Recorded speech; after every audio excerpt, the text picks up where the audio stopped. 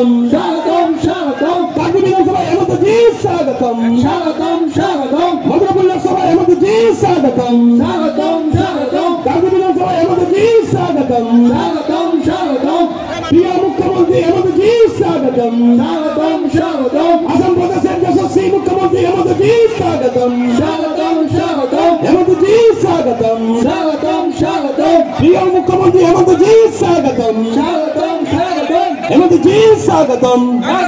স্বাগতম সকলকে বলছি আপনারা ভোট করুন।